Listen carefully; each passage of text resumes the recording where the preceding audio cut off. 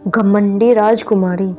नाथूराम अपने परिवार के साथ एक गांव में रहता था।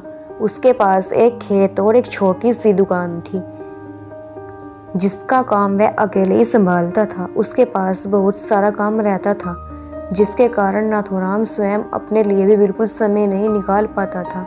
वह अपने कार्य में इतना व्यस्त रहता था कि कब सुबह और कब शाम हो जाती थी उससे पता ही नहीं चलता था। नाथूराम, अरे अरे जल्दी करो, मुझे दुकान पर भी जाना है और खेत का काम भी संभालना है।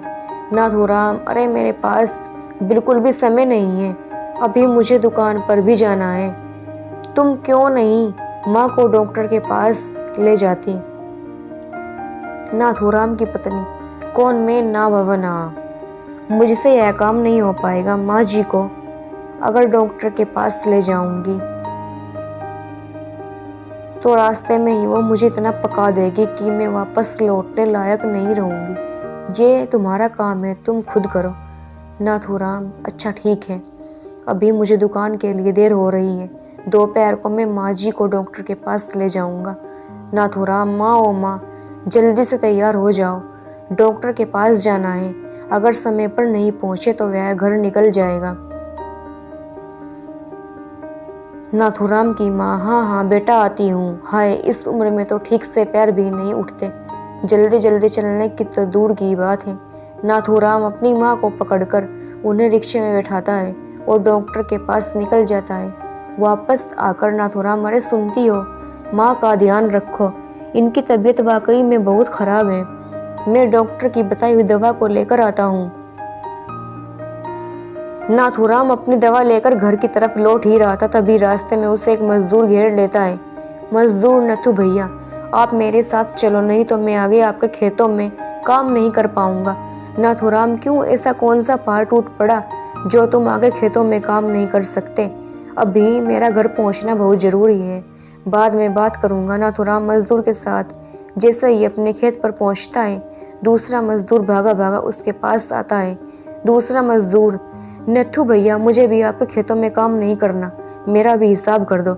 नाथूराम, अब ऐसा क्या हुआ, सुबह तो मैं तुम दोनों को अच्छा खासा छोड़ कर गया था, अब तुम दोनों काम छोड़ने की बात कर रहे हो। मजदूर बोलते हैं, हमारा हिसाब कर दो। नाथूराम बोलता है, सोच लो, कभी कहीं और काम ना मिले। मजदूर कहते हैं, क्यों नहीं मिलेगा, जरूर मिलेगा। नाथूराम उनका हिसाब कर देता है और सारा काम अकेले करता है। नाथूराम, आज तो मैं बहुत थक गया, अब मुझसे और काम नहीं होगा, चलो घर चलता हूँ। नाथूराम घर के लिए निकल जाता है, लेकिन रास्ते में उसे एक नदी दिखाई देती है। नाथूराम, इस रोज की किचकिच वाली जिंदगी में बहुत थकावट है। वह एक डुबकी लगाता है, आहा, थकान कम हुई, कितना शीतल जल है, लग रहा है कि मैं इस नदी में ही समा जाऊं।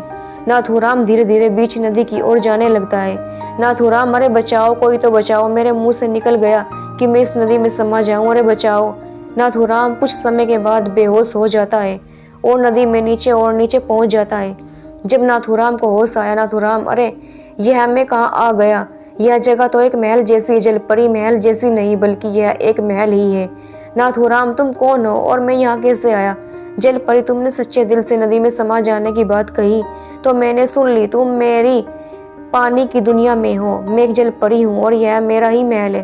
तुम नदी में डूब रहे थे, मैंने तुम्हें बचा लिया है, तो अच्छी बात है, मैं जा रहा हूँ। नाथूराम ने जैसे ही जाने के लिए कदम उठाए, राजकुमारी ने उस पर जादू कर दिया और उसके पैर वहीं जम गए। तभी राजकुमारी ने फिर से जादू किया और नाथूराम को पूरा पत्थर में बदल दिया। उधर नाथूराम के परिवार में नाथूराम की माँ, पता नहीं मेरा बेटा कहाँ है, कितने दिन बीत गए, नथु जल्दी घर वापस लौटा। पंडित ने कहा है, कल बहुत बड़ा दिन है, एक बार जाकर उस नदी की पूजा जरूर कर लेना। अगले दिन नाथूराम की पत्नी और बच्चा दोनों नदी में फूल प्रवाहित करने के लिए जाते हैं। नाथूराम की पत्नी, कहाँ हो, घर क्यों नहीं आते, जल्दी घर पर वापस आ जाइए। यह कहकर दोनों अपने हाथों में लिए हुए फूलों को नदी में छोड़ देते हैं। सभी फूल नदी गहराइयों में जाने लगते हैं और पत्थर बने नाथूराम के ऊपर जा गिरते हैं। फूलों के गिरते ही नाथूराम ठीक हो जाता है और पहले की तरह चल फिर सकता है। दासी यह खबर राजकुमारी तक पहुंचाती है तो राजकुमारी जल्दी से वहां जाती है। नाथूराम, शायद ऊपर वाला भी यही चाहता है कि मैं अपने परिवार के पास लौट जाऊं। राजकुमारी, देखो, अगर तुम लौट जाओगे तो मेरा क्या होगा? तुम मुझे पसंद हो, मेरे राजा बनकर इस महल में रहो, तुम मुझे फिर से पत्थर बना दो, क्योंकि यहाँ मैं पत्थर बनकर ही रह सकता हूँ। वैसे तो मुझे घुटन महसूस होती है यहाँ। मैं अपने परिवार के बिना जीते जी मर रहा हूँ। वही पास पड़े हुए एक फूल में से आवाज आती है, नाथूराम तुम चले जाओ, यह घमंडी और नासमझ राजकुमारी अब तुम्हारा कुछ नहीं बिगाड़ पाएगी। यह अपनी खुशी के लिए तुम्हें बर्बाद कर देगी। राजकुमारी, नहीं नहीं नाथूराम, यह बिल्कुल सही कह रहे हैं। मैं तुम्हें अब बिल्कुल नहीं रोकूंगी। तुम्हें अपने परिवार के साथ जाना चाहिए। एक मछली नाथूराम को नदी के किनारे तक छोड़ जाती है।